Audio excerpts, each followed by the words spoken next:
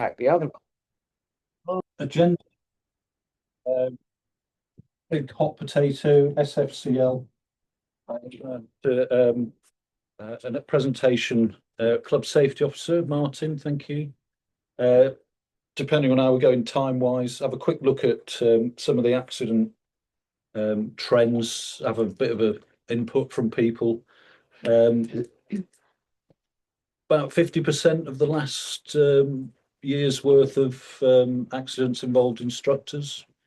So perhaps we can have a think about that. And every week somebody does a wheels up landing, and it's probably since time immemorial. It might go on until time ends, but I'm wondering if anybody's got any thoughts on what we can do to have a look at that.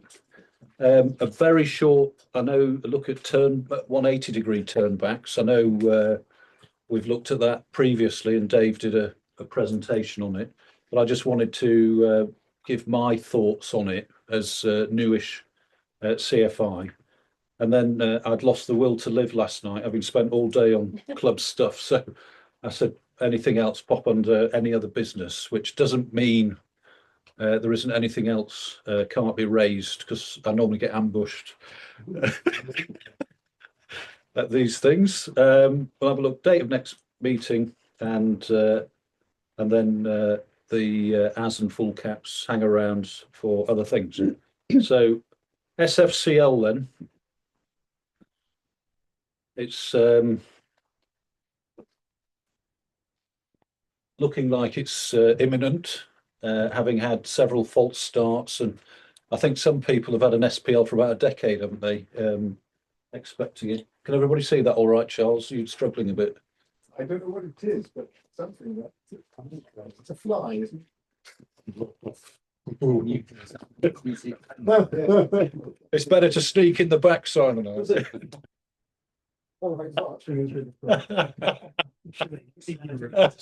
Just take the heat off me. So it looks like it's coming. So for those of us who quite enjoyed the gliding dispensation as far as the regulations go, tough. We're all going to have to sort ourselves out. SPL, Russ. Yeah, that who thinks is still getting delayed. I will. Yeah. So one of the things I really liked coming up here a few years ago was that the safe, sensible regulation we had, and personally, I would have preferred to stay as far away from the CAA as possible, having had 40 odd years of jumping through their hoops. But anyway, there you go. So sailplane flight crew licensing is coming. The Biblion, let's go for you, Nigel. Biblion, the main rule book, sailplanes rule book, is the source document, which will need updating at some point because there's more legislation to come through, which is amazing given that the end of September our present dispensation ends, and the legislation to complete the SPL as the BGA want it hasn't gone through yet, and they're hoping that will come in July, but more on this. So, as I say, legislation to complete. Stuff to come on, exempting clubs from the need to become a declared training organisation. Now, I do a bit of powered stuff, and the guys I fly with seem to think that being a DTO isn't too onerous, but the legislation as it stands means that from 1st of October we would have to be a DTO, but the BGA have got a plea for an exemption in, and it's got to go through legislation so that the BGA will be the DTO and we'll all be satellites thereof, which basically would mean if we were a DTO, we'd have to have all the documents, and you're open to CAA inspection. Come along, and you can't ever win. There's always something, and you try and keep it to a minimum. And also, to introduce the basic instructor rating, because the SPL as it stands at the moment, you're either an instructor or you're not. Okay, so that'll hopefully come in. And for all BIs, you may now, and I recommend it, you can put your paperwork into the BGA and they'll hold it for you until the legislation goes live, and then they'll send them en masse. So if you get the form off the BGA website, fill it in. Yes, Mark. Okay. So now the form that's on the latest form on the BGA website has actually got a bit that mentions BI, because the old one Yes. didn't. Yeah, make sure you get the most up-to-date one. Yeah, there you go. So there we go.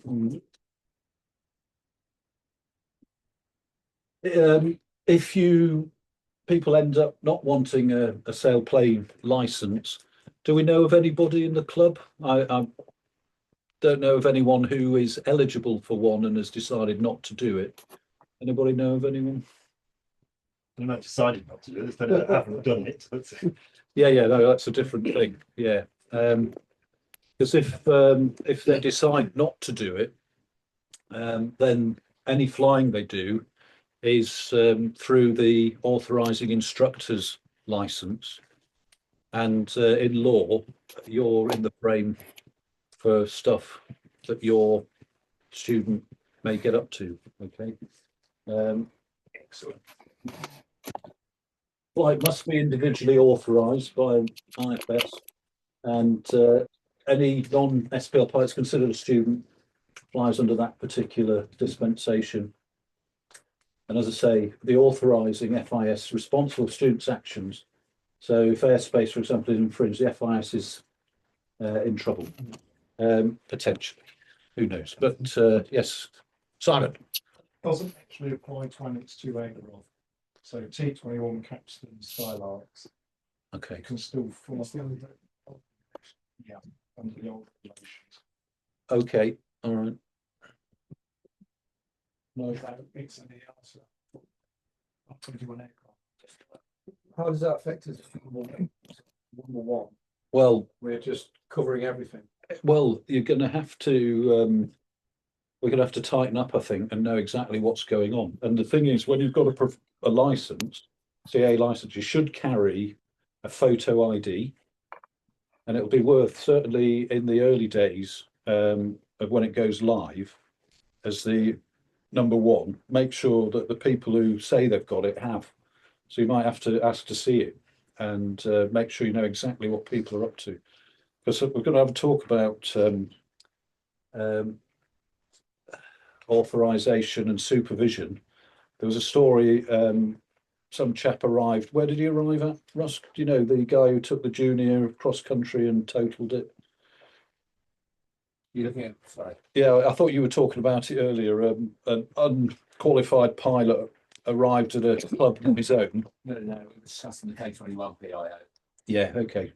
I forget who I was discussing it with, but one of the tales was a student pilot arrived at not his own club, took a glider flying, and not trained or signed off to go cross country, took it cross country and crashed it. So at our launch point, you know, your instructors are airborne. If somebody turns up and says, you know, I'm clear to fly, could it happen here? I think it maybe could. So we need to have a serious think about some way of getting around it. Simon. Answer your question a bit more thoroughly. So let's say, for instance, my paperwork doesn't come through in time. I would say, can you go fine today, put some sort of authorization of one of the tins, and you go, yeah, total my flying in theory, you're the one who's responsible for me. Yeah, I get that. So it doesn't matter who it is, if they're something of a license, you are supervising them. If it goes wrong, we are now legally responsible. Yep. Well, you've got to prove it in the court of law. The joys. The joys. I think so, yeah. I think. Sorry. Sorry. You. You. Mine. Mine. They'll make the jokes. They'll make the jokes. Sorry, Walter. Sorry, Walter. We were speaking. We were speaking. It's gone mad. It's gone mad. Go ahead, Walter. Go ahead, Walter. No, I just couldn't hear you at all. The audio was completely gone, so I didn't. Is that better now? Is that better now? Yeah, no, it's good. Thank you. Okay. Okay. Just to recap. Just to recap. No, it's very chopped off. It cuts in and out, so it's not working.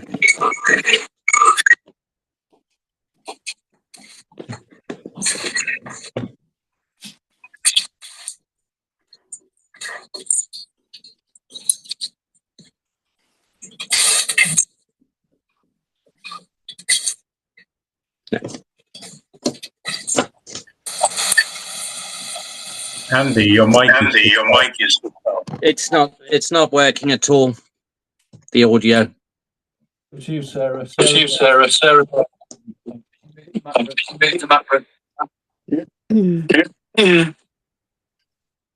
just wonder. While it gets sorted out in the bottom, would it be a good idea briefing and I've shown you the path for the number one? That way, the number one. Any better? I think that's a good point, but I'm all for. Dominic's fine. Walter's rubbish. So it's Walter's fault. Frictionless as possible. You'll get the recording. Very experienced. Text me if he needs anything. Turn up a bit later to catch the good weather and get the glider out and go. I would hate to stop club members enjoying the club because number one's airborne. He's got away, so he's airborne for an hour or two, and they can't launch until they come back. I would hate to introduce friction there if we can help it. Thinking that to authorise somebody without a licence to fly, they have to have a logbook signature. At the time. If somebody wishes to fly, simply they authorise the flight. So if they rock up, fly, and they haven't got the logbook signature. That's interesting. It's not my experience as an FIA. Okay. I'll send people solo without a signature, but maybe I'm getting that wrong as well. But Stuart. With this new legislation, I have got an SPL. Is IFP still valid? Yeah, you will be able to take passengers. Yes. Yes. I think we could probably balance out practicalities of this. At the meeting, couldn't we? Well, it is to be firmed up yet. One or two issues, I say, with the legislation, and I think, and the beauty of an open environment is people have good questions and a different angle that we could be open to asking questions and sorting it out. So moving on to medical requirements, then the minimum now is the pilot medical declaration. Personal medical declaration. Has everybody sorted out their medical side as far as the CAA are concerned? Okay. Got to be careful with the PMD, I guess, because anybody with issues that you might need to see a doctor for, you'd have to go and see an AME now. So a GP type clearance doesn't count anymore. Okay, so you've got to go and see a proper aviation medical examiner, and then you're talking LAPL or a class 2. Okay, so again, when we're checking people, sending people off solo, if you're not sure of their medical status, ask. It's your license. It's your life on the line. They've got to get a PMD to do a first solo. Any student to fly will need a PMD. Yeah, as a minimum. Yeah. So That's that's a personal medical the declaration. medical declaration through Selma, the CAA site. Yeah. Yeah. So just have to create, as you know, create an account. Have you got a PMD Oh, or? no, I've already done it, yeah, but I was under the understanding that if you're doing a personal medical declaration, you don't need to make. No, you don't. You don't. You don't. If I'm not clear there, I apologize. If you have a medical issue, say tomorrow, Yeah, then your PMD is invalid. You can only validate it if you got something off. is there a list of medical issues that you Things at CIA website. can see on the webshop? Because Yeah. that would, do we need to check that? Yeah, again, you'll need to know your student. I mean, one of the great things here is we're quite often, you know, getting people airborne fairly quickly. I know some of you don't think so, but compared to other organisations, we do. You know, right, jump in, mate. You know, get in. You're going to have to be really careful now to make sure that people have got the medical squared away. And certainly, if you're sending anybody solo, make sure that it's all squared away. From what I recall, it took a while to get the CAA sign up in order to be able to get the PND. Right. So we're going to have problems on courses when people are coming up to a Friday and they're about to go solo and like, sorry, you can't, mate, because you've got to wait 3 Well, days. they should have it before they fly, really, Yeah. shouldn't they? Yeah. So we're going to have to Yeah. warn people Yeah. That's Just, a week before or something. just put something in the joining part with the videos. yeah, absolutely. Yeah. So Andy, just be clear, so they don't need pilot paramedical for flying with an instructor? Only solo? No, because you can take passengers, can't you? Yeah. We're doing passenger, but certainly so. There's no distinguishing between passenger flights. I don't think so. I don't think so. Because we wouldn't be able to do burst flights in that case, and you can. And you're going to be licensed pilots. And the idea is you can take passengers. We will not let anybody just take passengers here, but that, you know, you get a PPL, for instance, you can take your license to take people flying. So additional privileges that we're all fairly up on that. No great difference to what's been happening anyway with the BPA. So that's that. And then you're going to have to get used to logbook signatures and stuff in a way that perhaps we do occasionally, but not all the time. So, you know, today I've done a revalidation. You're definitely going to have to sign that sort of stuff up in the logbook. Okay, and I've not gone into examiners because I figured that if they didn't know what the rules are, I can't help you. So there you go. So, are you ready? Anybody feeling sleepy? So, slap yourself in the face a couple of times. Deep breaths, rolling recency. Okay, so going to have to really, really be on top of this now. And again, you're going to have to make sure that people who are flying is their personal responsibility. But it does make sense for us as supervisors on the air to make sure people are in recency. Okay, and ask them. And don't be within saying, show me. Let's see your logbook. Because I've been flying with a few people recently, and I said, can I see your logbook? And they hadn't filled it in from the last time I flew with them a few weeks before. They've flown with several other people and not filled it in. And you know, I think we're going to have to be quite hard-nosed about it. That if people aren't filling their logbooks in, who are training, then don't fly with them.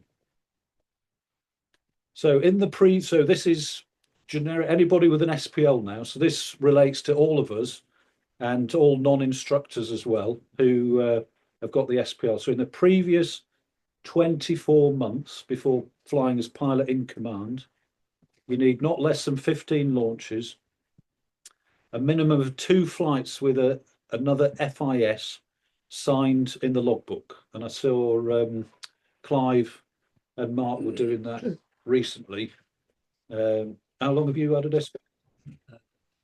I got one early because I was advised to. That's 2013 I got mine. Oh, well done.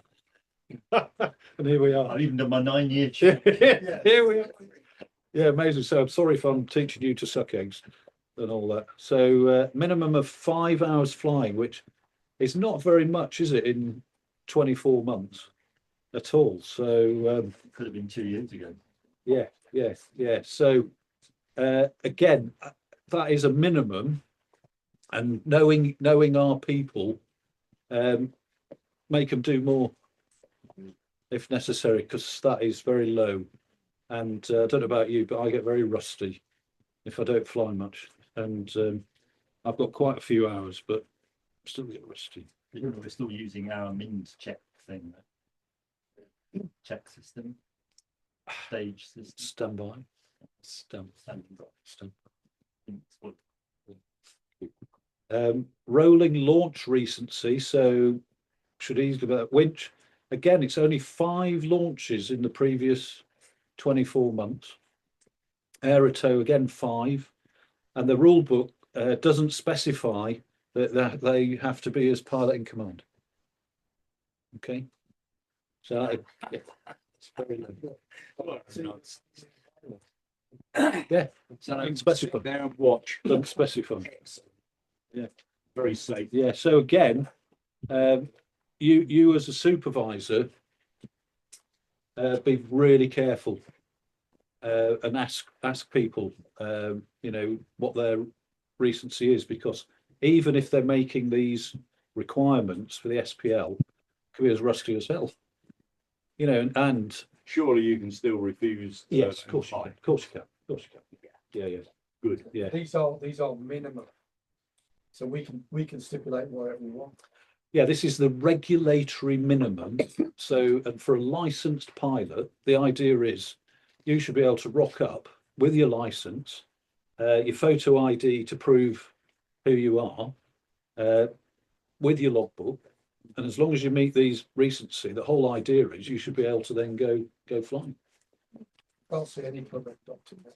Well, no, but you'll be running the airfield, and people say, "Oh yeah, I'm recent," and they won't be lying to you. Because legally, they'll be recent, but you need to do a little bit of digging. If it's somebody you haven't seen for a while, find out what's going on, because we arrive in the mornings, we get the glider out, so we're really busy. It's unlike any aviation I've been involved in, where as supervisors you're getting the gliders out, and that's hard work, setting the field up, and then you rush it in, you look at your watch because there's a big undertone of people saying we're not getting airborne early enough and we need to get on with it.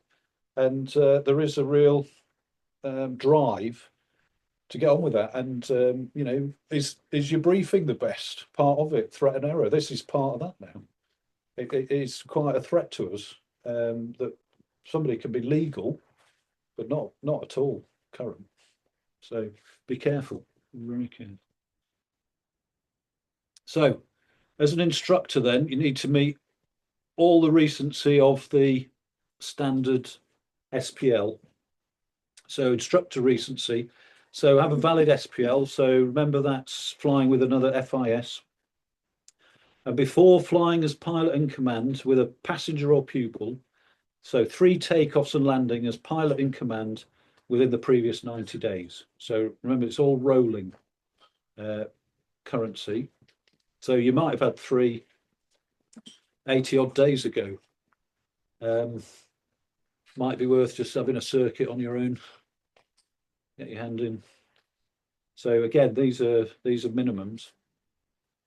And this is where it all gets a little bit in depth. So in the previous 3 years, before any flight as an FIS, not less than 30 hours flying or 60 launches, and attend an instructor refresher seminar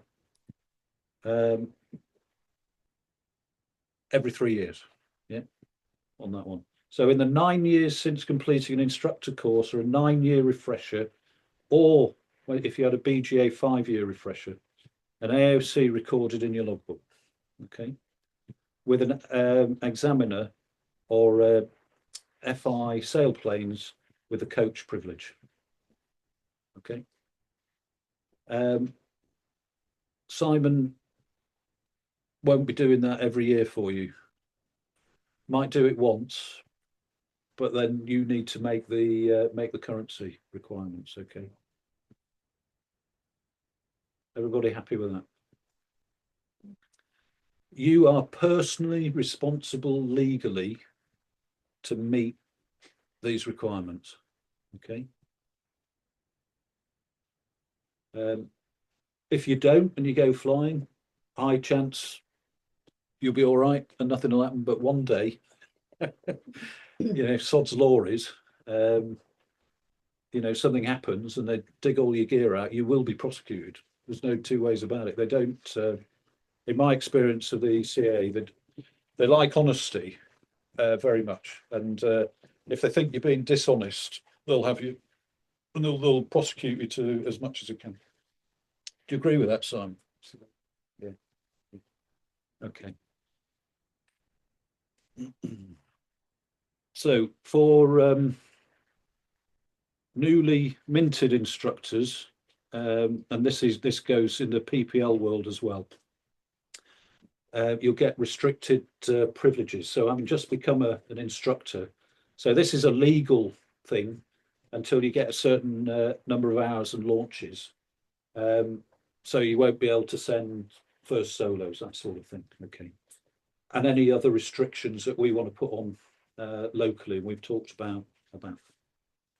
But this is the legal minimum. So you then have to prove that you've met the requirements to have your restrictions lifted. And actually, I think it's quite a good idea. And it more or less fits in with the current system of being restricted until you have your chat at Simon's house and a pizza.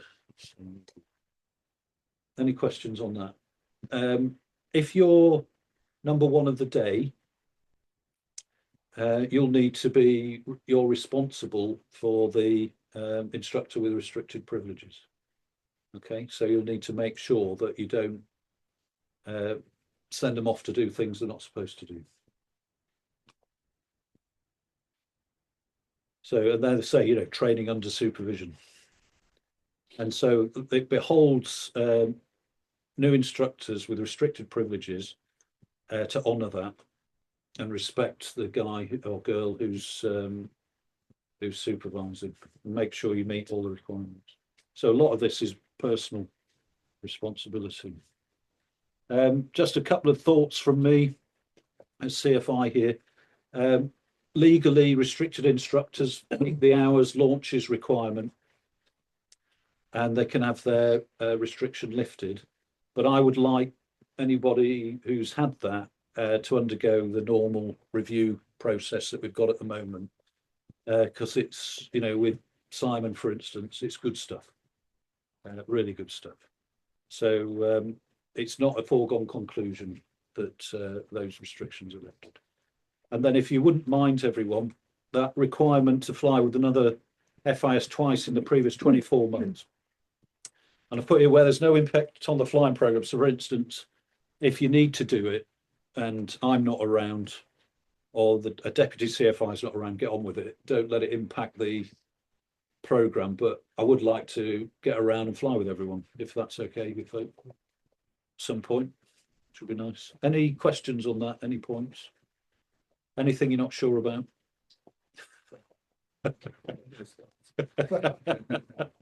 So you've got to be really careful. So out of that, make sure you keep your logbook up to date. Track what you're doing, however you do it, whether you're old-fashioned and you do it with pen and paper, or you've got some super-duper program on your iPhone or something. You've got to really make sure that you're on top of this and that you track it all. Okay. And here's one from Neil, given to me earlier. This is how he sorted it out. I don't know if you've got anything to say on that, Neil. No, just the questions you've got to ask yourself. Starting top left to working your way all the way around. So that's what I've color coded in there. This is really useful. Is there any chance we can have this something? Yeah, it's no copyright on it. Yeah, that's really. Yeah, so there you go, SPL. As I say, I'm not doing anything on Examiner. You, you've already sent these slides out. I've sent them what, sorry? Have you sent the slides out? Good, you I will to everyone else. know. And somebody sent them to me after. There you go. So supervisory is the big thing, I think, to come out of all this. We've got to really tighten it up, and we'll try and come up with a system so that it'll be obvious to us who's who and what's going on. Anybody got anything to add on all that? Just a quick one. Sorry. Is it actually a legal requirement to keep your hours logged, as in a formal logbook, or can you just do a summary? Yes. You know, if I used the Mind flying logs, and that's all I have, or do I actually need to have my personal logbook and keep that up to date as well? I've got a BGA examiner here who's going to answer that. Yep. You have to have a personal logbook kept up to date. Did you hear that, Walter? Okay. Yep. Okay. No, that's fine. 24 hours legally. Now, when I was flying the airlines, at the end of the flight, Yeah. off the flight, came out of the ACAR system. You take it home, and it was on that paper. You remember the old fax paper? So I take them home and I chucked them all in a basket. And I thought I'll do that one Sunday afternoon. I'll be able to do them. And I thought, right, the time came. I'll go and do that. And of course, it had all faded. So I'm missing a few hours. Good. You can be Okay. an electronic logbook as well. It can be an electronic logbook, Walter. Okay. It's how you get authorization signatures into it. Yeah. Okay. All right. Thank you. Has been updated, so now if you use error log, which is the pub system and the system of flashing, and I think 15 other clubs, those flights that you can add your own flights into it. Also, if you have a flight at another club that uses that system, it will also appear. So it will give you, in this club, your flight's going back to 1996. What it won't have is your earlier flights at other clubs, although you can add them in. But to Simon's point is this authorization. There is another module part of it, which is pilot records. That has the facility for recording, as I understand it, particular qualifications and things that you've done. What it will lack is the wet signature. So I think this is a piece of work we need to review that as a system and how it meets our requirements, together with the reporting on rolling recency. But those are supposedly capabilities now. Yeah, we'll need to look at that. I'm waiting the BGA I think they're waiting on the final bit of legislation to push out progress cards and the syllabus and all that sort of jazz, which, you know, I know they're great people doing a great job, but it's difficult this late on, really, not to have stuff. And we're not going to have the final legislation till July. Yeah, so anyway, there you go. Anything else? SPL, otherwise we'll move on. July on Tuesday. Sorry? July on Tuesday. Yeah. Well, Oh, yeah. Well, you've only been waiting 13 years for this. You can see why you're excited. Russ. Presumably, we can still collate multiple flights on the same day in the same aircraft under one entry, or do they all have to be logged individually? There isn't already a standard CAA. It's all repeated. So no, then. Necessarily. wheel and switch over to the wheel. Makes sense to sort of switch over. Well, we'll see. I mean, I personally think you should log each flight, but anyway, there you can. I don't know if that's the rule. And, you know. Right, unless there's anything else. Moving on, item 2, Martin. Yeah, just this is the sort of conclusions from recent incidents. It's not dreadfully interesting. What I'd like to do is just go through them, and then if there's any questions, just when we get to the end. In reverse order of controversy, K23 battery. There have been 3 incidents where the K23 battery has ended up floating free behind the pilot. What it is, the last one I actually saw it in the ground and saw what had happened. The pilot that DI'd the aircraft was a returning Mind pilot. He'd flown here a lot with the K23 in the old days. He hadn't homed the battery in the box. So it was actually not. He then tightened the blue strap on the unlocated battery.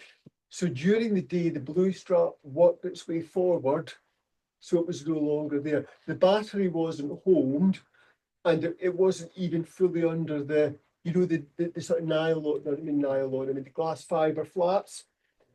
So the battery then worked its way entirely free.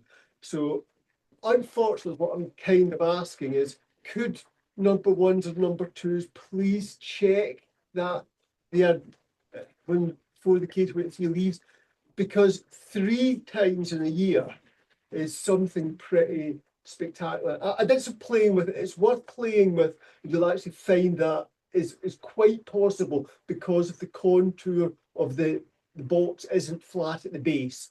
Okay. That's the easiest one. Second, we've had a bad 6 weeks, really. K6 ground loop launching to the north in quite high crosswind conditions. Wing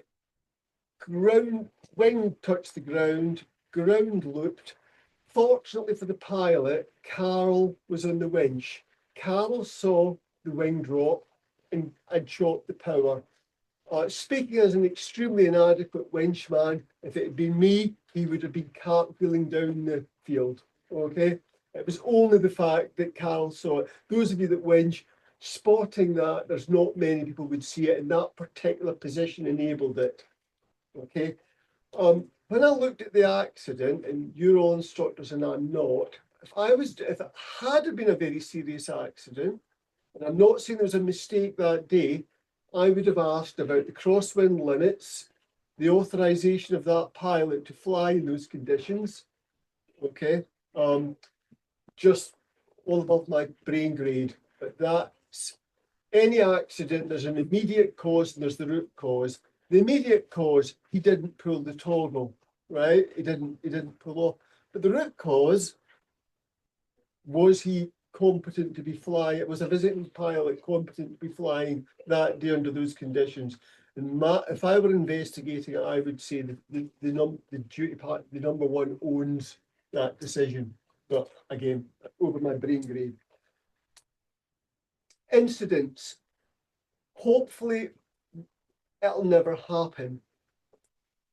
And we've almost got 2 clubs here, a weekday club and a weekend club where the manning is quite different. If we have an incident where a glider is on the field, broken, I want to better clarity for what happens. Certainly during the week, I'm assuming that the number 1 duty instructor, will be in the air with his ducklings if he is not the person in the glider. Therefore, I've discussed this with Carl. Given that we've had an accident, we won't want to winch. We want the winch driver to come down in the Navara because he's got a first aid kit to take control of the situation, to make sure the office are notified, to make sure that we get the process that you all know is under the telephone out there, to get the process started. And when the number 1 lands, They then decide who looks after what. Now over onto the what. They could, if there is an accident, what I would like you to consider first, public. Are there any public implications? If the glider's just out of the field, if it's on the road, if it's spewing petrol or gasoline, if there is a public implication, then it's almost certainly emergency services. I don't think there's any option than that. The second situation, if the public aren't involved, if it's just a heavy landing in the field that's broken an aeroplane, the second consideration is the public were happy that we're not impinging public safety, the pilots. We have to remember that the pilots could be in shock, and we cannot instruct them, we cannot kidnap them. However, I would like, once we've got an instructor who wasn't involved in the accident standing next to the winchman, I would like someone to take control of getting the people, deciding whether the people in the aircraft can be moved. The best way to do that is to get a first aider, if there is one in the field, to talk to them very carefully. And if the decision is safe for them to move, get them off the field, even if they don't want to be off the field. Get them off the field. From a number of incidents we've actually had, and it's not just the most recent one, I get a phone call the next day, my back hurts, right? I didn't say my back hurts the day that I had the accident. And at that point, how we handled them immediately after the incident is critical. Okay, so use the winchman, he's free, we're not launching. Notify the office, get the plan. Once you've decided the public aren't in danger, get the pilots, even if the pilots don't want to, please, if we can, short of forcing them, get them in the clubhouse, cup of tea, and get somebody to stay with them to assess the state of shock that they're in. It's a sort of classic one in sort of field incident. Very often in major accidents, the person that's squealing their head off is not the person who is the most injured. It's the person who's saying, I'm fine, no problem, okay? But do remember, if you're instructing and there is an incident, what would my position be if the guy that told me he's okay phones up the club the next day and he's got a very serious back injury? How did I manage the incident? And of course, we all know from David Rand's incident where when he landed, he reckoned that the people that got him out the aeroplane did more damage to his back than the actual accident. Okay, so that's the third. Last one. It is completely unacceptable as an organisation that the retrieve cable ever flicks back over the gate. Right? We've actually had a couple of retrieve winch incidents, but those of you who might know what I'm talking about. For the retrieve winch to hit people behind the gate, as an organisation, it's unacceptable. Dave? You're referring to the fence? The fence behind the main gate. Sorry, I don't mean behind the gate. I meant the fence. Not going to go in the outside, but there's no point in doing that. So how do we stop that? I've had a think about what we're doing. I've discussed it with very experienced winch people, and there's all sorts of ranges of opinion and anecdote, and people's version of history changes. But here's what I want, right? If there is any doubt whatsoever that there will be an entirely normal retrieve, let the cable fall and we'll retrieve starting in low speed. Okay? That's obvious, but sometimes muscle memory, there's a temptation for the main winch driver, even though things haven't gone well, and the cables to get close to the ground to yell retrieve, even when he shouldn't, or release.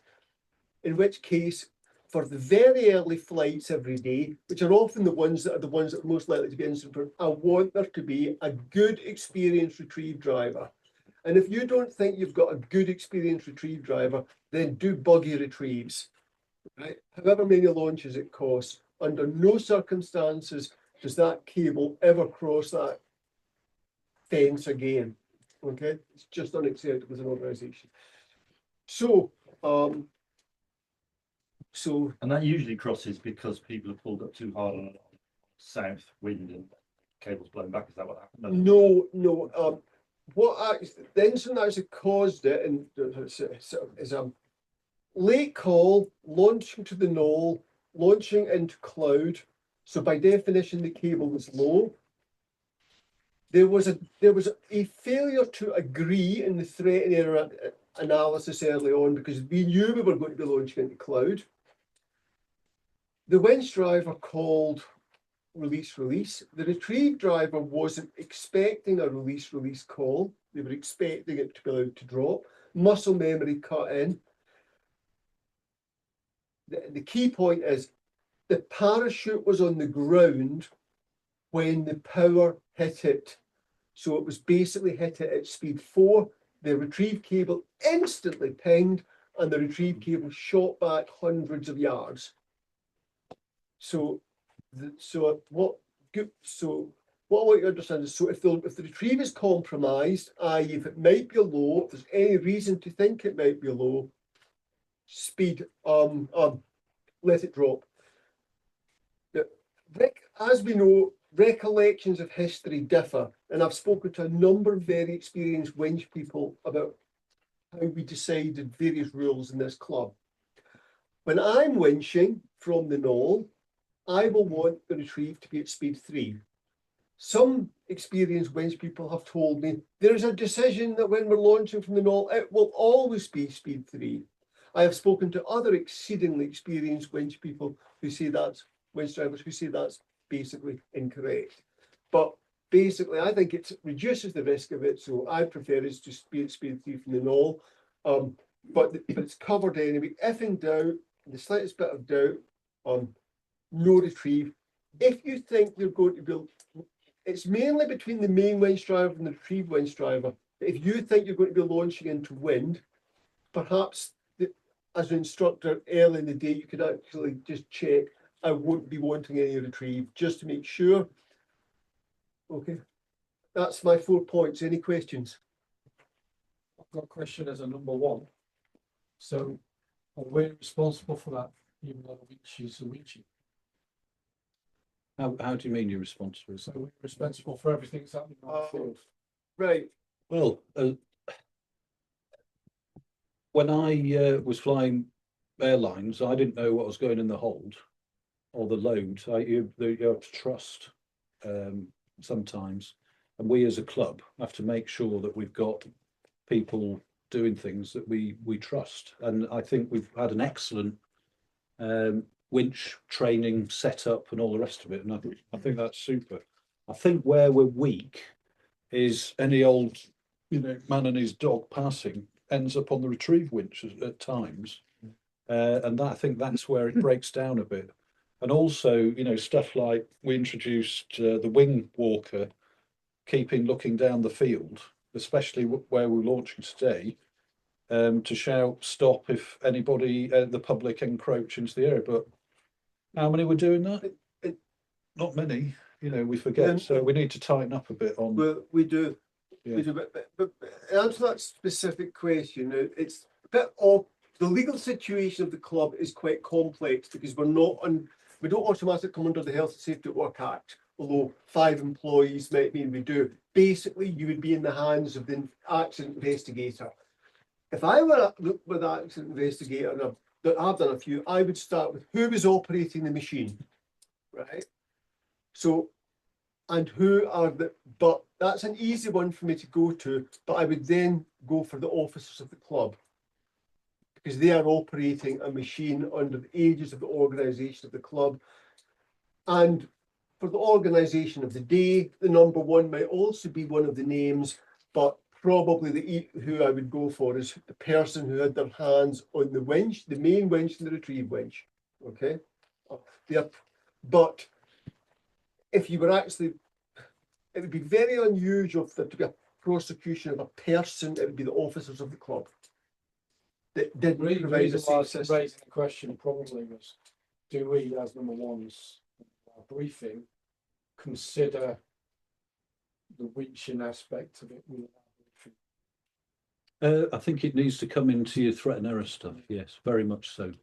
I think you know, and I love the spirit of gliding. Let's go flying.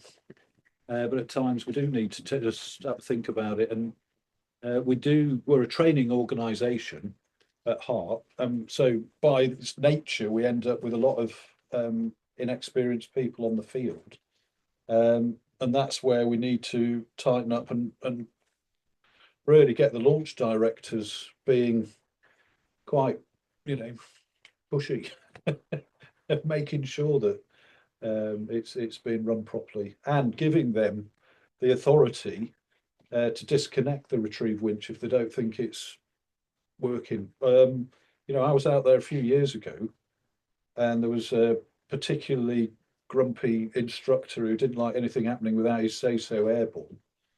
And it was obvious it was a strong wind and we shouldn't have been retrieve winching.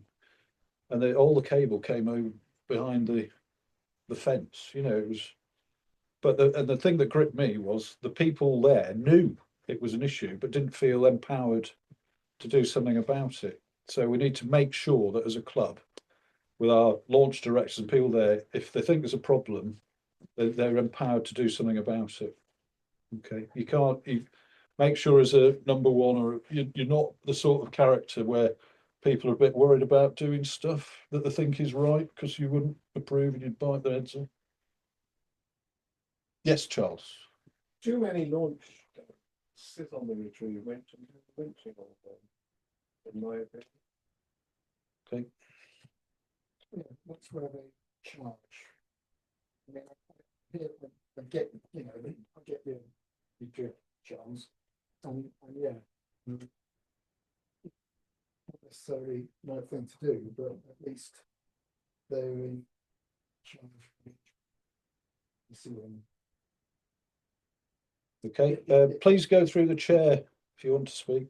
Carry on, Das, if you want to. No, obviously. Thank you very much. Neil? Do you want me to go through the motor glider quickly? If you'd like to. Okay. No, yes, no. Just add about, you know, the K6 thing. I think there was a lack because the number one was up on that day, Yeah. flying. Yeah. And the weather had changed since they'd been up. We'd already changed, and there was a lack of person to say, stop, this is too much of a crosswind. You know, their instructors. I know it's an issue for us. Yeah, a lot of, like, I know the RAF at Shawbury have a duty pilot, don't they, who keeps an eye on all that. Sarah? Something like that ordinarily should be picked up by a launch director, but I don't know if there was one on that week. I don't think there was. They had the authority to say, Yeah. stop Yeah. watching, Tricky. we're not doing that.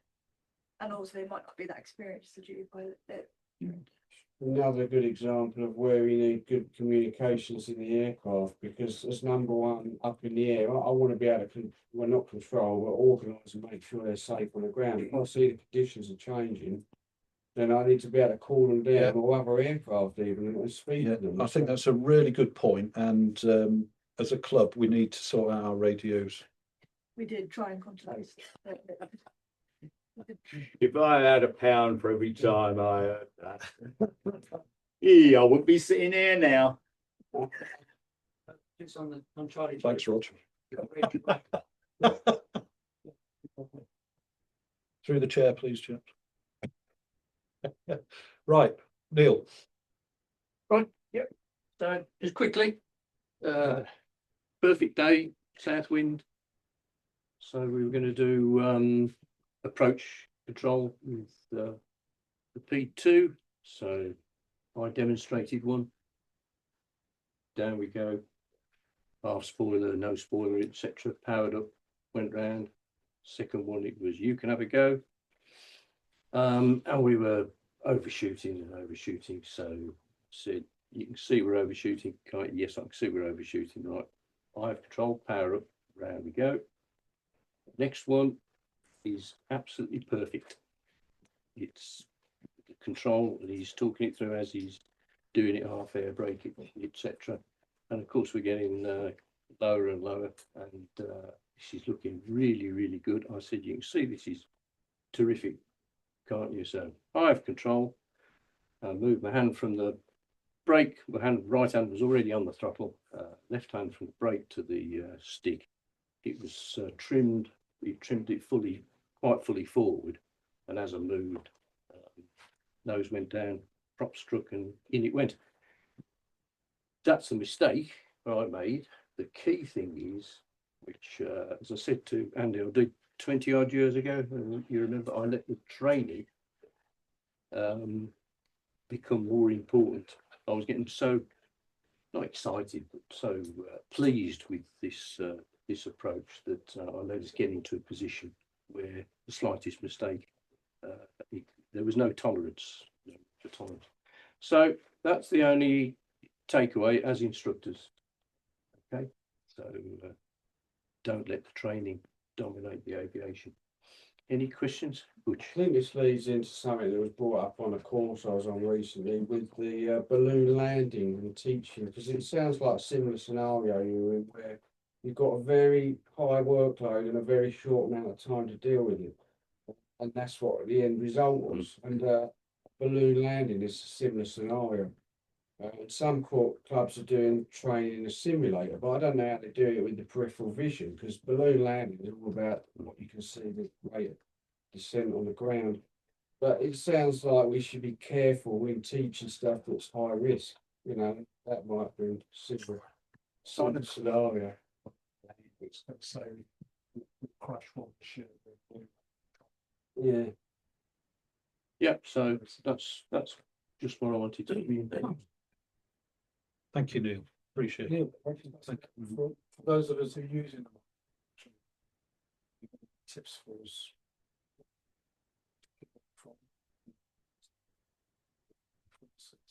It was the trim that was the cause, wasn't it? No, it wasn't trim. There was no room, not on the engine. There was no. I didn't have enough room to sort out anything going to go wrong with the go round.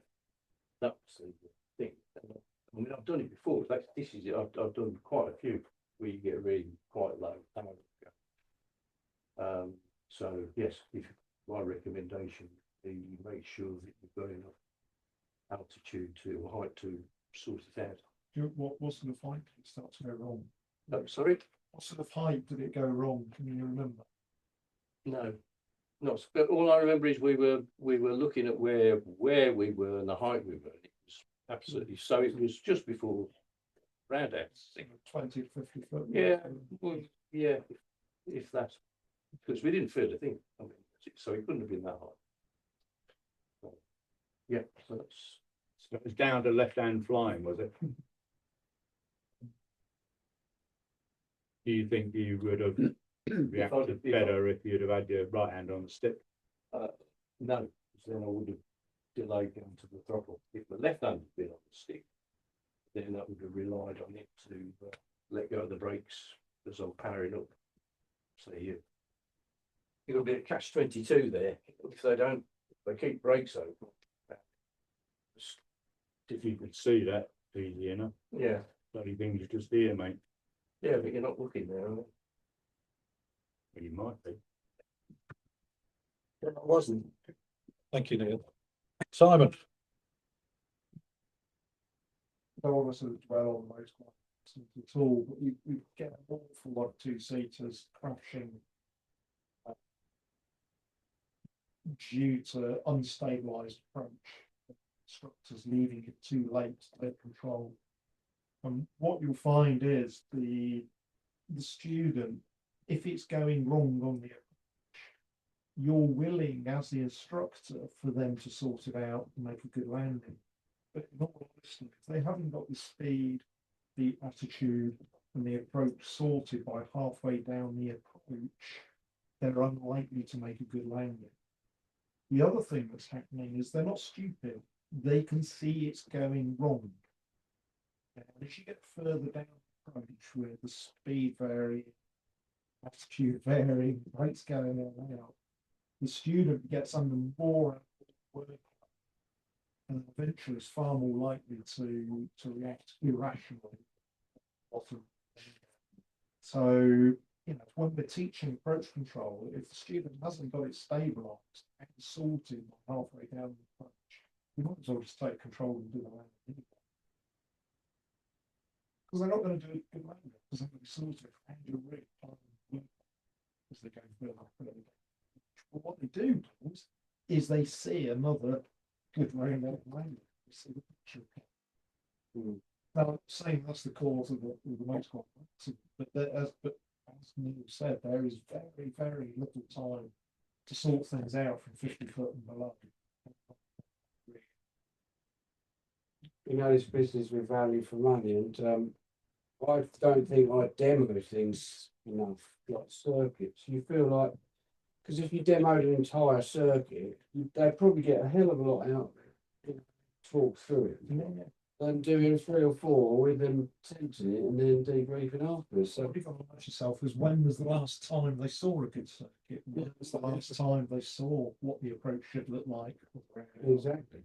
Yeah. Mr. Chairman. This is the very point that Simon made to me several years ago. And after that, I went and had a couple of flights with various instructors, just sitting in the back, and I said to Andy, yeah, I'm just some baggage here. Please show me a perfect circuit. I did that with a number of people. It was really useful.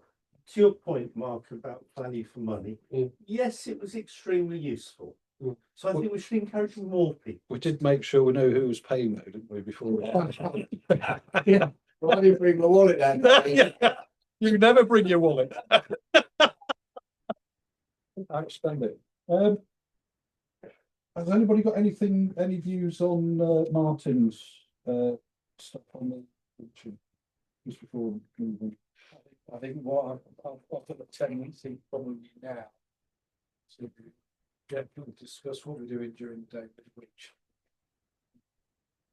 I think including the winch driver in the brief. Yes, yeah, if you can. But again, you see, we've got this push, you know, this drive to get everyone, and the winch driver's out setting the field up, you know, and the thing is, you know, it is a briefing, and I guess the trick is to concentrate on the stuff that's a bit out of the ordinary, you know, wind differences and all that sort of jazz, and don't be reticent about rebriefing in the day. So you're changing ends, or you know, going short west of stuff. Have another brief at the launch point, and just make sure that everybody does know what they're doing. Because you know, we get into this place, don't we, that we think, you know, everybody out on the field, it's all working, everybody knows what they're doing, and we'll just change launch direction. And does everybody brief when they're hams? Maybe you do. I don't know. I haven't seen any. Mr. Chair, also you were talking about having people inexperienced operating tree winch. You've got to go out of your way to stand with somebody that half a dozen torches. It's really boring. Yeah. Just talking through it and making sure they're doing it right. And that's the only way they'll get experience is actually doing it. Yeah, you're right. Yeah, got to put the effort in. Simon? Yeah, that's what you're saying. Talking about with who's on the retrieve. If it goes wrong, badly, with somebody inexperienced on the retrieve winch, and it comes to an accident, if there's nothing signed up in their logbook that's being authorised to drive a retrieve winch, it will reflect very badly on us as an organisation. Yeah. On that, Carl is the new winch master, and I spoke to him earlier, and one of the things that Carl is particularly wanting the club to improve is the quality of retrieve winch driving and the criteria for retrieve winch driving. It's something that he's very worried about. I think probably 50% of people know what It's just going to try. Yeah, very bad. Yeah, we need to tighten up big time. Okay. We'll need to put stuff in print on what's required, and again, the tone's got to be set by the number one at the briefing in the day. And do we have an IC training? Yeah. No, That's Carl. yeah, main winches, yeah. Yeah, standards and training. Yeah, yeah. But quite often, you know, it's tricky, isn't it? Especially if you have a course and you've got, by its nature, inexperienced people, and maybe not, you know, our excellent members maybe turn up first day or two, and maybe run the retrieve winch themselves, and you end up, you know, into a course with very inexperienced people that have just had a quick train up. I doubt they've had their books signed and stuff, running it. So we need to be careful there, but it is a tricky one. Sarah. Sure if it's a bit of a red herring about the experience or not of retrieve winch drivers, because that incident, I was driving a retrieve winch, and doing it for donkey's years. The problem was, I'm too trained, and the muscle memory kicked in when it shouldn't have. And thank Christ I was driving it, because I instantly stopped all the power. It's all coming over here. Yeah. But somebody less experienced wouldn't have stopped the power. So almost it was bad that it was me, but it was also good that it was me. So when I put this together, what I did is I spoke to Carl about his issues, because Carl's not here, and it was actually a number of issues. It wasn't specifically that one. Yeah. Okay. Yeah, I mean, with incidents in aviation, it's quite often the old holes in the cheese lining up, isn't it, and all the rest of it. So we've got to be careful to try not to let that I happen. think in a court of law, though, if Sarah was, because you're fully trained, then they would consider it as an accident. Whereas if you weren't trained at all, then there'd be a liability on the club, wouldn't there? Probably, Yeah. probably. James. Couple of points. Carl's winch master, but his role is limited to the main maintenance and standard of the main and retrieve winches. It doesn't extend to electric buggies, for example. But as winch master, he is responsible for defining the standards and training for both the main winch and retrieve winch. And to Sarah's point, there are a number of issues that Carl has raised and he is seeking to address. And that applies not just to new winch drivers, but to current ones as well. So it's a larger issue which we're aware of and we're seeking to address. We do try on courses to send out to people coming on courses some videos that provide some basic training, but we know that those videos are not often being looked at, or let's say not always being looked at by people coming on courses. But we've got some actions to address those issues. Okay, thank you. Right, Thank you, Andrew. my pleasure. We've sort of looked at the accident trends in the sense of instructors, you know, an input on that. There was an email from somebody at the BGA, I forget his name, looking at, I think, the last 12 months incidents. And I think I'm right in saying 50% involved instructors, late takeovers, all the rest of it. So on the side of caution, and I think we're all a bit, you know, we're all different experience levels. You've got to do what's comfortable for you. You know, don't leave it too late, and also think about the conditions. So lowish level launch failure practice to the south, launching to the knoll. So not much headwind once you turn onto the runways, which I did, and I promised myself that I was going to avoid low turns. But I was in our new K21. And what happened, the cable had gone round the knoll a bit, and I was on the ground a long time. By the time I got airborne and at the height of Asport, I was so far down the field that there was no chance of getting in ahead. And I'd always promised myself that I'd just land ahead. I wouldn't do low turns. So I did a turn, of course, and managed, because I honestly thought, I can't put the new K21, which, how much did it cost us? 150. Was it? I thought, well, I can't land it out there. And you know, what I should have done, I should have just landed a head outside the airfield boundary, but I just couldn't bring myself to do it. And we've got to get over stuff like that, I think, and do the right thing. I didn't do the right thing, I know. What height did the cable go? What was it? 300 feet. Yeah, so you're at critical height. Yeah. So there you go. But part of the eventualities is what, you know, lower the nose to appropriate attitude, regain recovery speed. Now, the recovery speed is sufficient speed for you to do a safe turn without stalling. So, you know, what's wrong with doing 180s if you've got sufficient? I'm not talking about 180. I did more than that. You did 270.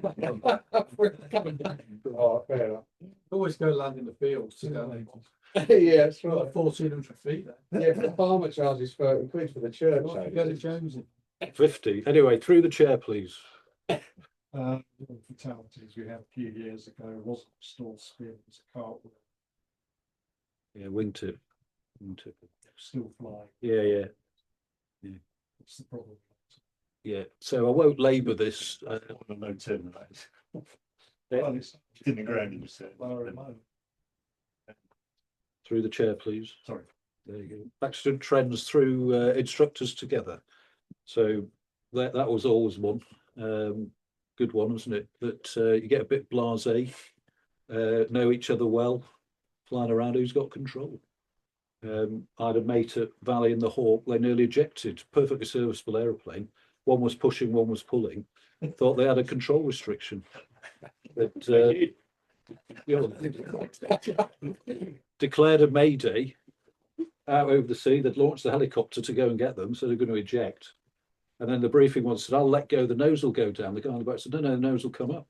And it was then they realised it was them causing it. So stuff happens. So you've got to be really careful. And you know, when we fly together, you know, your pally and all the rest of it. Who's got control? It's a big thing. And every one of those woes of the week that Jed sends, there's at least one wheels up, I think. Is it one of those things that we're going to have forever, or does anybody think we can do anything to perhaps make it better? You know, try and introduce a radio call where people put in it, geared down, make them look at it. I would say if I'm doing check flights, 50% of our pilots don't do pre-landing checks. Exactly. Is it not a pre-joining check though? Well, whatever. Pre-check landing. I think there was a thing for the BGE a while ago that do not do a radio call to say your wheels are up, because there was a very serious. Oh, no, I'm not talking about that. I'm talking about the glider itself making a call downwind. Okay. Gear down. One of the flying list of GSA used to do that. And still landed wheels. GSA flying wheels. Oh God. Right. Okay. Just trying to train pilots out there. Okay, thanks. Next item. It's one of those things that maybe take a moment just to remind yourself where the lever is for gear down before you get airborne, because I know people forget and go the other way. Before we move to 180 turnbacks, we need to improve the skill set of our pilots. So if you can mitigate it, the risk of what we're talking about now. Like 180 turnbacks. I'm not onto that yet. Well, next one. Yeah, it's next item. Next item. Don't do it. Don't do it. No, sorry, Dave. His hand went up higher than. Go on, Russ. Russ.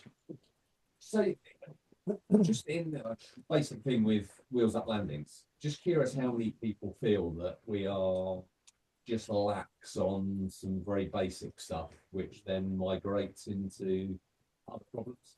The classic one is don't interrupt people when they're doing DIs, but everybody does.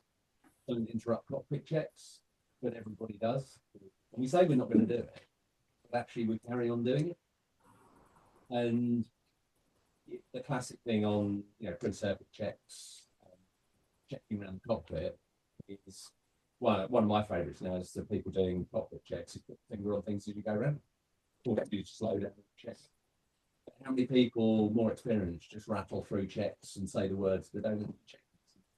And I think until we get over things like that and start becoming a little bit more diligent and a little bit more professional in how we approach things, we're going to carry on having the same problems. Andy, may I break in? Interesting to know what the flights were when the wheels up landings were, whether they were cross-country flights or circuit flights, because when you're coming back from cross-country, quite often you fatigue. And that's when I think things get, you check going forward. Well, also on that point, I mean, I don't know if it's the case, but if you arrive at the club, even very experienced, but all you do are cross-country flights, so you've got 5,000 hours and 10 landings, sort of thing. You come back and you're not doing those circuits where you're checking all that sort of thing. I don't know if that comes into mind. Andy, may I break in? Yes, of course. Yeah, so I was going to say exactly what you just pointed out. I think recently you were talking about doing rigorous downwind checks with radio calls. If you include the wheels down and locked in a radio call, which is standard elsewhere where I fly, it helps to force the circuit to be more routine and rigorous and disciplined. It also allows you to run through in your head that your wheel is down and locked. I saw a very, very experienced instructor with a very, very experienced pilot land wheels up in April because they had abbreviated the circuit. They hadn't done a downwind leg. It's at a place where everybody always calls wheels down and locked on the downwind. They joined base, no wheel, landed wheels up. If they'd done the downwind, I'm 99% sure they would have both called to each other and said, "Is the wheel down?" So I think that the reinforcement of the radio call and downwind checks is the way to go. Yeah, thank you, Dominic. I wanted to push the radio calls, but not many work in the club gliders. So I find myself thinking, well, what? In this case, we're talking about gliders that have retracts. Yes. And therefore, it's probably the more serviceable gliders. Yes, of course. I agree with you. I mean, my background many years ago was you called a final turn gear down, final gear down. And yet I had a pal with live 1,000-pound bombs on the centre line. He still tried to land wheels up, having said final gear down. So perhaps it's the human condition and we just try and reduce it as much as possible. The only thing we can thank for is the club doesn't own any gliders and retract them. Yes. Never grow up safely. Yes. Yeah. Well, you can land wheels up on grass. Right. Ask me how I know. Dave, you had your hand up. Yeah, if humour helps people empathy, I was like Kevin Atkinson's thing for Sectors and Wolf. Most of you probably heard. Wheel down, it goes down, landing gear down, and fuck it off. They're really humour, aren't they? Anything that makes people. Well, yeah. Whatever works for you. Try not to land with your wheel up. Okay. But one more point. Yeah. Just finishing that, just familiarisation with your aircraft, because at Cosford there was a guy who wasn't sure whether his wheel was up or down, and on the circuit everybody was looking up, could just see the wheel going up, coming down, coming up, going down, and eventually landed it up. Cool. Yeah, that's what I was saying. Just familiarise yourself again where it is before you get airborne, and put it back there before you land. And never have writing in the cockpit, always have a picture. Words when you're stressed don't mean anything. Yeah, good point. Good point. Shall we move on to item 4 then? I know you thrashed this to death a bit in the past, and Dave did a very brilliant presentation on it. My background with turnbacks, 180-degree turnbacks, many years ago. We would do them in the Hawk at Valley when I was there, and I did quite a lot of them. I like to think I was pretty good at them. And then one day I did one. Nothing seemed out of the ordinary, except all of a sudden the horizon was coming up here, and it used to take 9 seconds for the power to go from my full power. It was a long time, and so the horizon was up round my ears, you know, and then away, and I thought, bloody hell, I was close to going in there, but I didn't manoeuvre. I just kept the wings level and the speed on and got with it. And then one crashed at Chivner, killed a guy doing the same sort of thing, and then another one crashed at Valley doing the same sort of thing. And then I think you all met Chris Coville, didn't you, when he came? He'd been up here. He was the air officer commanding, and he banned them. He gave my mate a big bollocking for crashing. We all thought he was our mate because he'd come and fly with us. We had to go in with his hat on and salute and get a good bollocking for doing that. And they stalled, basically, turning back, trying to get to them. On the whole, 1 in 4. But it's pretty good. I forget. But it was pretty good. I mean, you closed the power at 250, but that's my background. So when somebody talks about 180-degree turnbacks, I think, oh God, you know, be careful. I'm not saying don't do them, because as the captain, you're the sovereign lord of the aeroplane. You do what you need to do to save it and you, mainly you. And but it's the sort of thing you don't do without any thought. If it's going to be in your repertoire, think about it beforehand, especially about low-level manoeuvring. GA world, a lot of crashes happen, people trying to turn back to airfields and things, where they'd be much better just keeping the wings level, lowish energy arrival, maybe hit a wall or something, but fine. But you stall in from 100, 200 feet, it's a, you know, it's a hell of a thing to survive that. Unless you're in seat 11A, you've got no not much chance really. So that's all I wanted to say about it. Really, be very careful. And the two I've seen here, or two I've heard about, one was pretty close to another glider landing down the field training, and the other one, there was some issue over, again, another glider in the vicinity. So when I did them, used to do them in the military, the airfield was sterile for you to do it, so there was no possibility of that. But here we haven't got radios that work particularly. Yeah. I think people can turn up. Be really careful. Certainly, if you're thinking of doing it, any training, putting a student landing 180 degrees out to the landing direction, be careful. perhaps we should only encourage that type of training during the winter or when it's really quiet, and just prepare it before you launch. And again, bring it into your threat and error management briefing and radio calls and all the rest of it. Yeah. We had some guidance from Simon on how to teach it. Are we still teaching it when we're doing to the north, or are we going to try and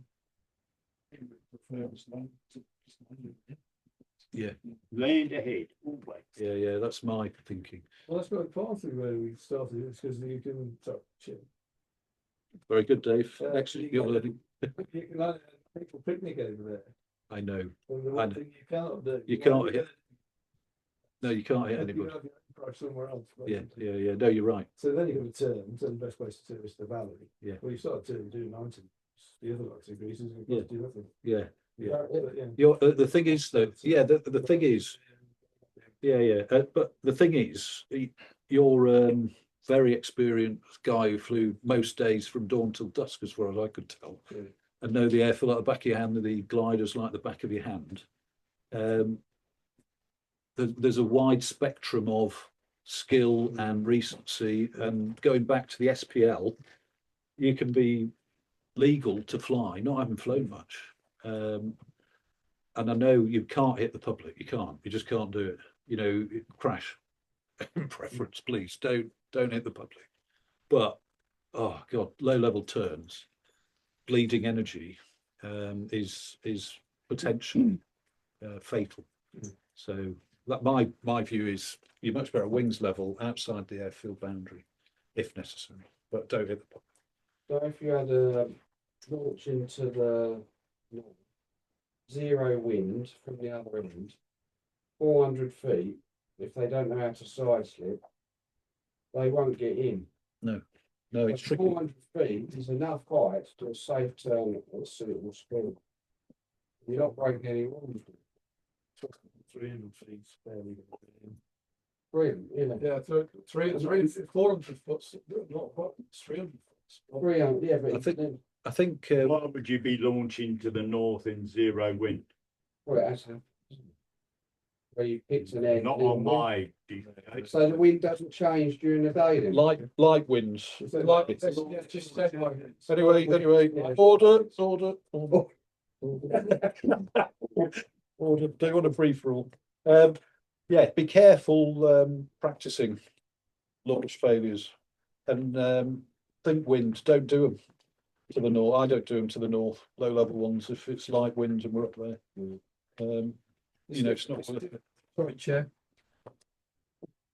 It's a difficult one, isn't it? Because as an instructor, and within my own capabilities, I know that I could go there, do 180 and come back in certain circumstances with a launch failure when I've not got it. Which is Simon's, we've had these chats before, but when you're dealing with pupils in the same scenario, if they don't know how to do it,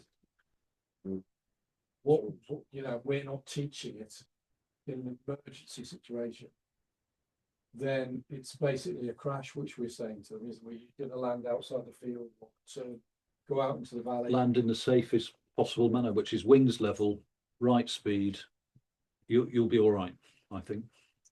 More likely to be all right than stalling. David. My predecessor insist on if it would be when solo from we actually landed on it. But we're back to my friends now. There's a DV.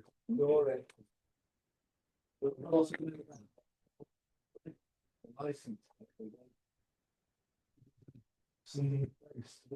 Yeah. We used to have a license. So you can't, they wouldn't stop here in the med. Yes, you can't see but you can't. Okay, there we go. So, but have a think about it. And as I say, you're sovereign lord. You do what you need to do, but be careful. So I've done probably 7 or 8 demos of glider. Simulate the trade Sunday to go. It's actually a good landing area. I've landed everywhere. Mr. Chair. It is also popular barbecues. Yeah, Does that mean you get barbecue when you land? you'll be barbecued if you hit anybody or something. Don't hit anybody. Right. If you don't mind, it's not really any other business because it's written down there, but launch point POSIs versus pre-flight checks, Sam Print. You were going to discuss that, Sarah. Yeah, from what I recall of what he wanted to send to you, so apologies if I've missed a step. Yeah. This was a glider took off during the week, single seat glider took off on short west with the brakes open, and after discussion, the reason that happened was the chap had done pre-flight checks. However, just as they were about to launch, there was a bit of a launch delay, etc., etc. Someone said, "Have you done launch point POSIs?" So then they did that, and what they didn't then do was redo the pre-flight checks and lock the air brakes. So it's just a reminder to people, if you're going to interrupt any sort of launch for our, launch point POSIs, which you need to do, then do the checks again. Yeah, that was all it was really. Good point. And so we missed two layers of safety there. Missed the checks and the putting the cable on for a check of canopy and brakes locked. Interestingly, it wasn't noticed as they went up the launch. They noticed the slow rate of climb, but didn't actually look out as well. He was actually descending into the valley before he it took a while. I think Sam called him on the radio. Yeah, he did. Yeah, he did. And then so that was my first day back from 3 weeks in Canada.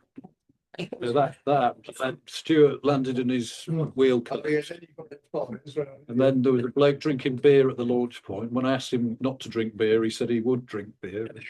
And he was getting angry. He said, "I'm losing my temper with you." The joy. So he was he was a muscly 30-odd-year-old, bit pissed. Simon. The launch point positives. We're now a bit of an outlier of BGR. Point positives. Mid horizon first launch. Now that post DI. Do we need to insist that? I don't know what the right is. I don't think it's necessarily done. Enough visitors, it's going to add an extra level of confusion. I don't. What the visitor? Sarah. It's interesting that we're really, really good at that, but we're shocking at other things that we should be good at, like is our wheel down and radio calls and stuff. Yeah. Yeah. I've never done it. But we're rubbish at other things Yeah, that we exactly. should be good at. Okay. Dan. Many years ago, I can remember when Rose Johnson had a DG100. It was only through doing launch point positive checks that we realised that the elevator wasn't connected. At one time, not only did we do launch point positives, but we used to do a rig check on the launch point as well before people launched. And there are lots of visitors, particularly from Russia, that tend to come up and go, "I've done this, I've done that." And then we ended up with an accident with the guy landing by the Duke and not having connected something else. So I think the launch point positives and even checking that their controls are actually done is something that needs to be kept. David. It's not flight line positives. No, it's not. Take it to Yeah, launch yeah, point. yeah, yeah. No, Not yeah. in the launch queue. Yeah, yeah. No, I agree. Neil. There was one particular instructor on Jeff who used to demand to see the DI boards. It's for the pilots to see if the rig check. Yeah, why not? Been done. But I've picked up far too many people off the airfield with disconnected controls. Thank you very much. Either go home or show me. Yeah, absolutely. Well, we'll leave things as they are at the moment, I think. But thanks for the. This point was just to check. No, absolutely. Thanks for that. Before I go on to the other stuff there on the any other business, taxiing on the ground. I quite rightly, a non-instructor on the field today said, "I've been told not to taxi, and you lot are taxiing now." So, we've had various edicts on it, don't taxi, and then it's sort of sneaks in, doesn't it? And it's really, really, really difficult not to at times, isn't it? When you land and you can see it's clear where you want to go and all the rest of it. But I think we need to set the right example of what we're saying, and all toe the party line on that, which we need to have a little think about. So personally, I think we should teach taxiing, to not teach it and then land at the other end of the airfield and tell people to taxi off the runway when we haven't told them how to do it. Seems a bit daft to me. So I personally think we should teach it along the lines of, yes, you can taxi if you need to avoid stuff on the ground, of course you can. But don't get smart ass, taxi into where the gliders are parked and the retrieve winch with them ahead of you. Always keep a clear space ahead of you. Don't mind if you come over a bit, but you always got to have a clear space in front of you. Who's got any views on that, David? Well, taxiing really isn't about where you want to go. It's more teaching is not simply following you in. Yeah. And you taxi across the front of them. Yeah. Yeah. So could everybody live if I push a thing out saying, yeah, let's teach it? with these provisos. Yeah, only to be used to, avoid stuff, position, off the runway at that end, and you mustn't taxi towards stuff. Happy? Great. And Carl is Winch Carl has got a thing about crosswind we talked about earlier. He wants a definitive placard for the winch to say what the crosswind limit is for launching stuff. Well, I'll have to have a serious think about that, because I'm not sure you can have one with different types and all the rest of it. So Simon. I think drivers got to be worried. It's really up to the pilot to worry. Yeah. Yes. Yeah. If you look at the placards, we always crosswind limit.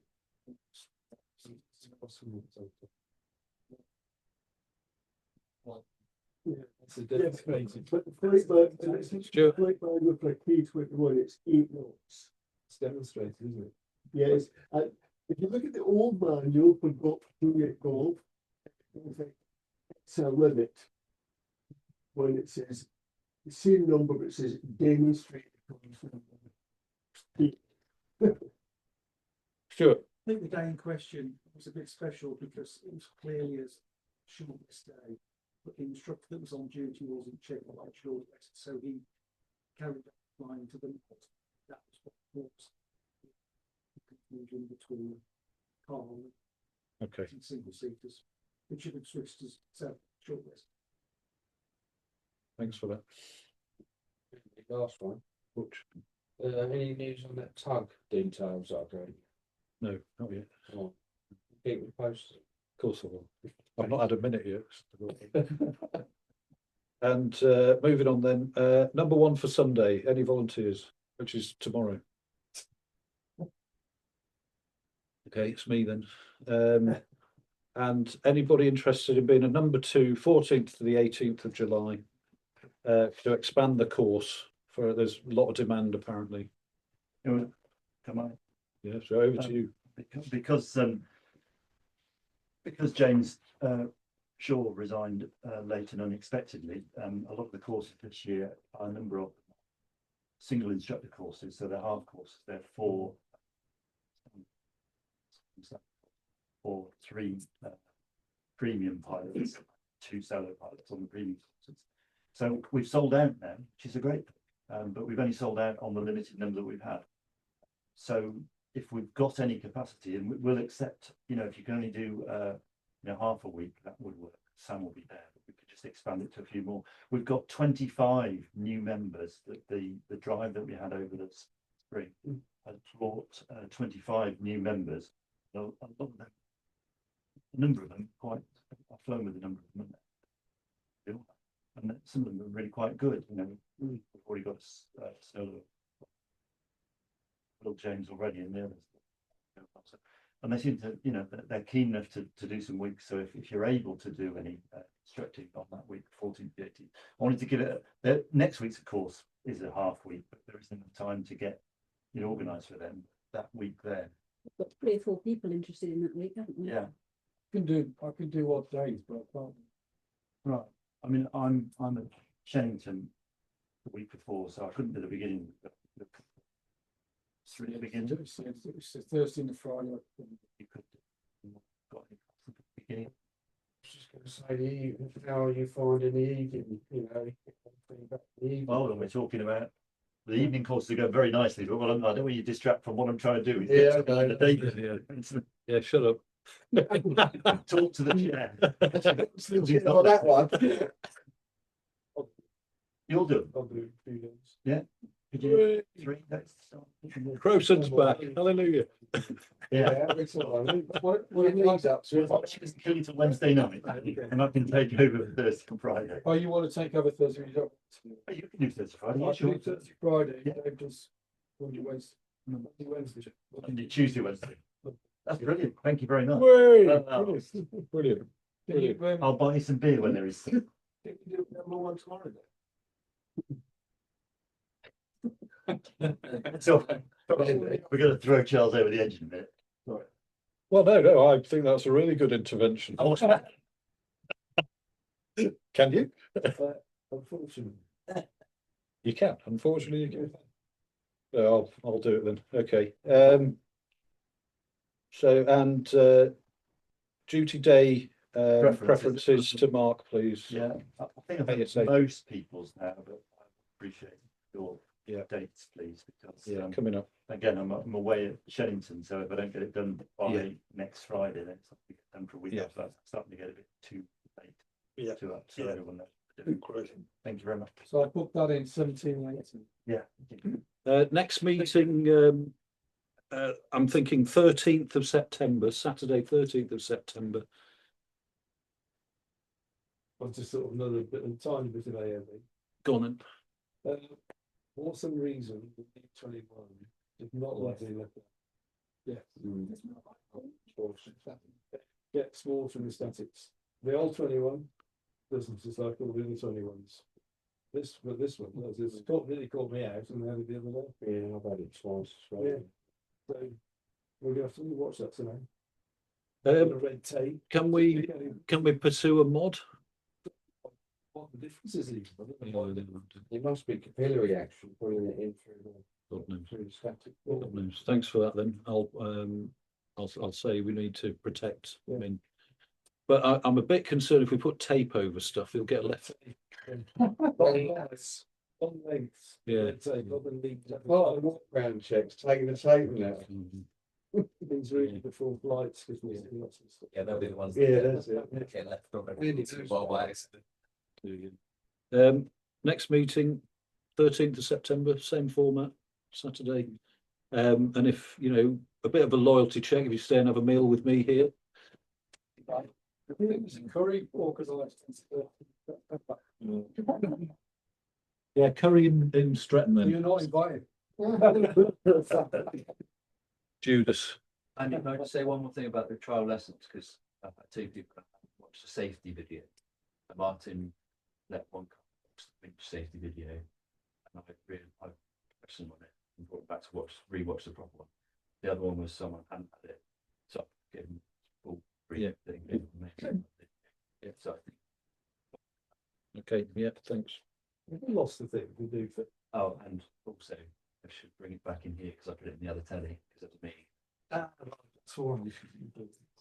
That's not the. That's maybe why they didn't. Okay, all right, mate. Moving on then. 13th of September. Everybody happy? And that'll be a big SPL fight. You know, with all the stuff. Hopefully, we'll have a good idea by then of progress cards. What we're going to do as a club, as far as stages and all that sort of jazz and supervision. So as many people as possible to come to that, please, or log on. Was there anything from our guys online? Just a very quick one regarding Abbas or Adam. Laura will be aware of this, but he Wait a sec, wait. the last flight.